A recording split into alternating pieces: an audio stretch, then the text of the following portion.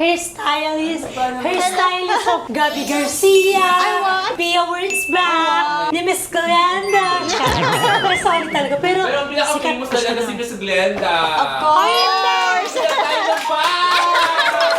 Feeling ko, Miss Tia, eto, feeling ko mabubudol mo yan.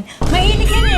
Pupunta kami ng Malaysia, no? Nabudol yan, bumili ng Cartier na watch. Dito ka na bumili. Kaya ka sumama eh. Sama ka na sa vlog. Tingnan mo, Mama Aris. Halika na. Mama Aris, oh, ang mura lang nito. 6,500. Thank you, madam!